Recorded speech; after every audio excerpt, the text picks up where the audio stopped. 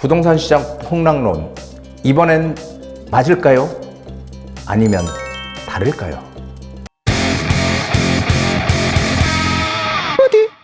안녕하세요. 부동산 DJ 한정훈입니다. 자, 부동산 시장 지금 뭐 이런저런 얘기들 상당히 많죠. 그래서 또 요즘 들어서 2차 하락에 대한 얘기들이 줄줄이 계속 뭐 언론이든 전문가들 입에서 계속 나오고 있습니다. 그럼 과연 지난 시장과 지난해와 이번에는 과연 다를까요? 부동산 시장이? 한번 살펴보는 시간 준비했습니다. 자, 올해 12월 20일 세미나 수요일 오후 2시입니다. 24년 내년도에 부동산 시장 우리가 예측을 해보는 겁니다. 부동산 시장 예측, 그리고 핵심 투자 지역 대공개로 주제를 잡았습니다. 관심 있는 분들 많이 참여하시고요. 그리고 세미나 참석 특전이 있습니다. 세미나 오시는 분들은 유료 상담인데요. 무료 상담으로 1:1 무료 상담으로 전부 진행을 해드리도록 합니다. 자, 24년도 내년 시장은 어떻게 될지 궁금하신 분들, 그리고 핵심 투자처는 계속 존재하고 있는 거죠. 갑자기 없어지는 게 아니라 이런 지역들을 우리가 하루속히 들어갈 수 있는 그런 전략, 비법을 공개해 드리도록 하겠습니다. 자, 또 다시 시작된 하락에 대한 여기가 썰이라고 저는 얘기를 하는데요. 유튜브와 언론, 자칭 하락 전문가들 하락에 방점을 찍고 있습니다.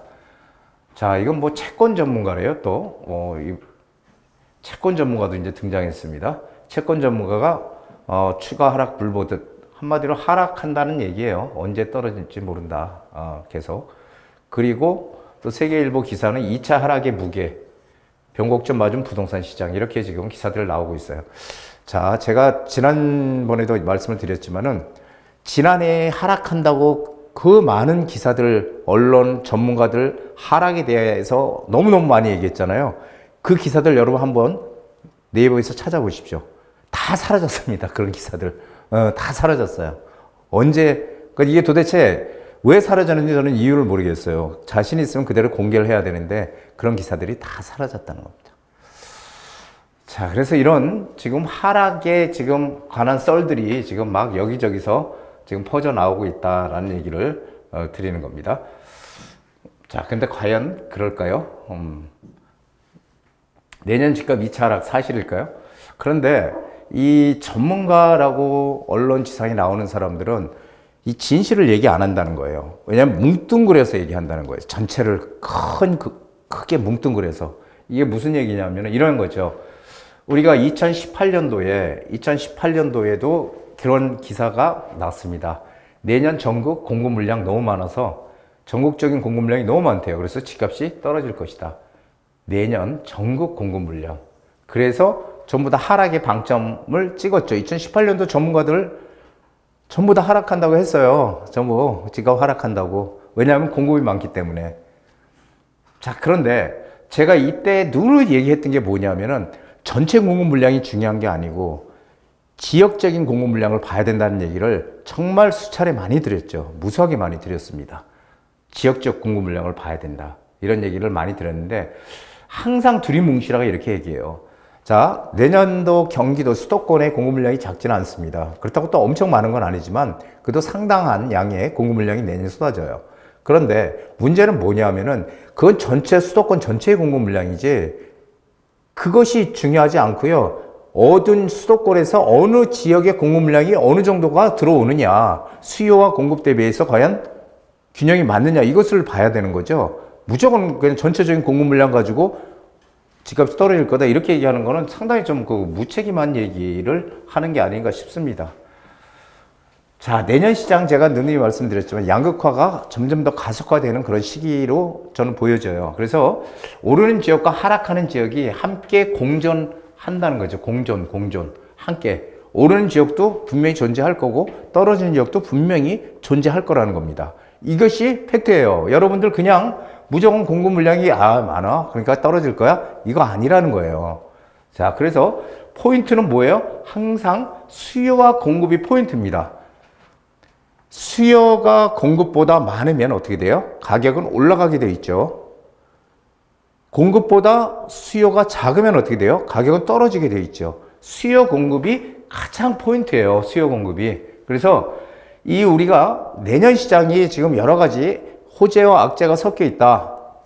호재와 악재가 섞여 있다. 이렇게 얘기를 하죠. 왜냐하면은 가장 큰 호재는 뭘까요? 가장 큰 호재는 미국발 금리 인하 시기가 점점 다가오고 있다. 빠른 시기로 지금 다가오고 있다라는 게 하나의 커다란 호재고요. 악재라고 하면은 지금 부동산 시장이 뭐 대출도 지금 막아놓고 있고, 그래서 규제가 있기 때문에 이렇게 투자 수요가 살아나지 않는다, 이런 것들이 또 악재라고 할 수 있고요. 그래서 여러 가지 악재와 호재가 섞여 있는 그런 시장이지만 우리는 뭘 봐야 돼요? 그런 가운데서도 오르는 지역과 오르지 않는 지역이 존재한다는 거예요. 그래서 이 투자할 지역, 우리가 투자할 지역을 선정을 해야 되는 거죠. 투자할 지역에 수요 대비 공급 물량을 봐야 돼요. 수요가 많은지 공급이 많은지, 이게 이쪽으로 가는지 이쪽으로 가는지, 이걸 봐야 된다는 거예요. 여러분들, 이걸 보고서 내년 시장을 우리가 지역적으로 분석을 해야지, 뭉뚱그려서 얘기하는 것은 정말 의미 없는 일이다라는 걸 말씀드리는 겁니다. 자, 이런 거죠. 서울 아파트 공급 물량 이렇게 쭉 나와 있죠. 여기 보면요, 여기 이렇게 빨간 선으로 돼 있죠. 여기 보면은 이게 적정수예요. 그러니까 매년 서울에 공급돼야 될 아파트의 총량, 물량이 47,000 가구 정도가 매년 신규로 공급이 돼야 된다는 겁니다. 이거 아실이라는 사이트 있거든요. 아실, 아파트 실거래가라고 하는 아실이라는 사이트에 들어가 보면은 지역적으로 이렇게 다 나와 있어서 우리가 알 수 있어요. 적정 수요를. 그럼 적정 수요는 47,000 가구가 매년 들어와야 되는데 2022년도 24,236가구, 이걸 물론 아실에서 지금 통계를 낸 거예요. 자, 2024년 15,000 가구, 그 다음에 2025년 21,590 가구, 2020년은 더 없어요. 정말 없죠. 2026년은. 자, 계속 공급 물량이 적정 수요보다 작게 지금 형성이 되고 있잖아요. 이렇게 되면 어떻게 돼요? 가격은 오를 수밖에 없죠. 왜냐하면 또 특히 서울은 수요가 상당히 많은 곳이잖아요. 그래서 아실에서 이 적정 수요라고 하는 적정 1년에 매년 공급돼야 될 수요, 이거를 잘 찾아보면 됩니다. 자, 인천 아파트 예를 들었는데요. 인천 아파트 공급 물량을 이렇게 쭉 보면은 요 가운데 요 빨간 선이 있잖아요. 요게 적정 물량이에요. 요게 적정 물량. 요게 적정 수요가 매년 들어와야 적정 수요가 14,967가구, 한 15,000 가구가 매년 인천에는 공급이 돼야 되는데, 지금 보시면은 여기가 적정선인데 다 넘어가잖아요. 지금 42,000, 그렇죠? 2024년 23,000 다 넘어가요. 그래서 2025년도까지는 적정 수요를 넘어가지만 2026년도 되니까 이렇게 줄어드네. 그렇죠? 2026년도. 이런 것들을 보고 우리가 투자를 하는 거예요. 수요가, 공급이 어느 정도 돼야 되는데 그 공급보다 많은지 적은지, 이걸 보고 우리가 판단을 해서 이게 지역적으로 어느 지역은 수요는 많은데 공급이 작네, 어떤 지역은 이게 수요보다 공급이 많구나, 이렇게 판단할 수 있는 거죠. 그렇죠? 이런 것들을 보고서 판단을 해야 되는 거고, 내년 시장은 어쨌든 양극화 가속화되는 시기이기 때문에 지역적으로 편차가 클 거다라는 얘기를 드리는 거고요. 자, 그런 지역을 우린 찾아서 들어가야 된다는 거예요. 자, 시장을 읽어야 돈이 보인다. 제가 누누이 말씀드리지만 시장을 정말 냉철하게 잘 읽어야 돼요. 그냥 무조건 이 투자 경험이 없는 전문가들이나 이런 사람들은 그냥 데이터를 가지고 대충 그냥 전체적인 뭉뚱그려서 얘기들을 하지만, 그리고 책임을 집니까? 안 지죠. 지난해 한번 생각해 보세요. 지난해 집값 오른다고 해서 떨어진다고 했어. 전문가라는 사람들이. 전부 다 하락한다고 했어요. 지금보다도 더, 작년에 그렇게 많이 떨어졌을 때도 더 뭐 30%가 더 떨어져야 된다는 둥, 이렇게 막 악담 같은 그런 얘기들을 막 퍼부었죠. 떨어지면은 그게 마치 정말 정상적인 일이냐. 부동산 가격이 그렇게 급하게 떨어지면요, 우리 경제도 상당히 안 좋습니다. 여러 가지로. 왜냐하면 우리나라 사람들 부동산 자산 비중 75%예요. 전체 자산 중에서, 개인 자산 중에서. 그것을 떨어지라고 그렇게 악담을 하면 그게 되겠습니까? 기분은 좋겠지만, 무주택자들은 기분은 좋겠죠. 떨어지라고, 떨어질 거야, 이렇게 얘기하니까. 그런데 이거 보세요. 1월부터 매매 거래량은 계속 증가했다고 제가 얘기했죠. 올 1월부터 매매 거래량이 증가하니까, 매매 거래량이 증가하면 저가 매물들이 소진이 되면서 가격이 한 단계 오르죠. 그러면 그 한 단계 오른 매물들이 소진이 되면 또 한 단계 가격이 올라가죠. 자, 그래서 매매 거래량이 증가하기 때문에 매매가가 상승한 거예요. 매매가가 상승한 거예요. 근데 전세가는 이때는 움직이지 않았어요. 전세가는 안 움직였어. 그런데 4월이 지나면서 전세 거래량이 조금씩 느네. 전세 거래량이 그러더니 전세가가 상승하기 시작해요. 그래서 전세가가 지금까지 지속적인 올 하반기까지 지금 상승으로 가고 있죠. 그래서 요약하면은 상반기에서 중반기까지는 매매가가 전세가를 끌어가는 그런 형국이었다면 올 하반기부터는요, 전세가가 매매가를 끌어가는 그런 형국으로 지금 진행되고 있다. 이렇게 생각하시면 됩니다. 이제 그 금리에 대한 그런 얘기는 이제 그만해도 될 것 같아요. 아직도 언론이나 이런 데서 금리 얘기를 많이 하지만 방향성은 이미 정해져 있다는 거예요. 떨어지는 걸로. 그렇죠? 금리를 인하하는 걸로. 언제 하느냐의 문제일 뿐이죠. 그래서 지금 뭐 고금리에서 지금 뭐 부동산 가격이 떨어질 것이다. 이런 얘기는 논리적으로 맞지 않는다. 왜냐하면은 작년에는 고금리 아니었어요. 작년에도 고금리였고요. 계속 이 금리는 상당히 높았어, 작년에. 그럼에도 불구하고 투자들을 해서 어쨌든 집값은 많이 올라왔잖아요. 지금 평균적으로 보면은 서울에 평균적으로 한 85에서 90%까지 전고점 대비 85에서 90%까지 가격은 올라와 있는 거는 기정사실입니다. 단지 그 전고점까지 지금 아직 못 가고 있는 것 뿐이에요. 그런데 지금 최근 들어서 매매가가 좀 주춤주춤하고 있죠. 그건 일시적인 현상이라고 제가 누누이 말씀드렸죠. 이것을 뭐 대세 하락이니 이런 시각으로 보면 또 내년과 같은, 지난해와 같은 그런 실수를 우를 또 범하게 된다는 것입니다. 지난해, 올해 역전세 기사들 어마어마하게 많았죠. 자, 역전세 공포 누구 말이 맞았습니까? 제가 누누이 얘기 드렸죠. 역전세 공포는 없을 것이다. 특히 올 하반기 되면은 역전세 피크가 올 거다. 이런 얘기 했는데, 그럴 리가 없죠. 지금. 오히려 전세가는 계속 지금 올라가고 있는 상황이라서 역전세에는 이제 거의 해소가 되는 과정이다. 이렇게 보시면 되겠습니다. 근데도 불구하고 지난해 다수의 전문가들이 이 역전세를 떠들면서 이 역전세 공포를 상당히 많이 조장을 했어요. 그래서 역전세 정말 큰일 나는 거 아니야? 이런 식으로 얘기했을 때 저는 뭐라고 했는지 제 유튜브를 한번 보십시오. 역전세라는 것은 올 하반기로 가면 갈수록 전세가가 상승하면서 역전세 안 일어난다는 얘기를 제가 분명히 한두 번도 아니고 여러 차례 얘기를 드렸을 거예요. 자, 역전세는 이제 거의 다 해소됐고 이제 역전세 논란은 없습니다. 그러니까 그 이론적으로 자꾸 떠들어 봐야 맞지도 않은 얘기들을 매년 하고요. 그것이 안 맞으니까 자료들이 다 없어지는 거예요. 네이버에 올라와 있던 그런 자료들, 기사들, 뭐 폭락한다 이런 기사들 다 없어졌다니까요, 진짜. 찾아보면 없어요. 그 전문가들이 얘기했던 것도 없었고. 재밌잖아요. 왜 없앴을까? 자, 그래서 이게 서울 자치구별 최대 세대수 아파트 전세값 추이, 이거 뭐 기사 신문에 나온 건데요. 25개 구에서 내린 게 세 곳이고요. 양천구, 그 다음에 여기 어디죠? 동작구, 여기 금천구인가요? 금천구. 요 세 개만 내렸고 나머지 다 올랐다. 그리고 강동구는 동일하더라. 이런 얘기입니다.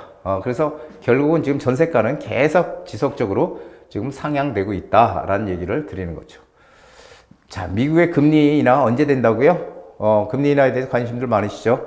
그러니까 지금 계속 언론에서 뭐라고 얘기해요? 빠르면 내년 3월이면 금리 인하 시작할 거다.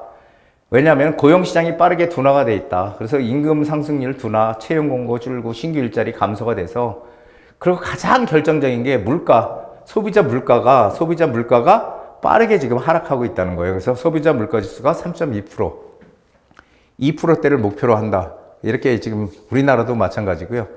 2%라는 게 특별한 의미는 없습니다. 그런데 2%를 지금까지 내리겠다라고 미국이 얘기하는데 벌써 지금 3.2%로 지금 상당히 물가도 지금 빠르게 소비자 물가도 하락하고 있어요. 그래서 이런 기사들이 계속 나오니까 지금 연준에서 뭐라고 또 얘기를 해요? 야, 니네 괜히 그 헛물 키지 마. 금리 그렇게 빨리 안 내릴 거야. 지금 또 이런 얘기 하죠. 그거 왜 그럴까요?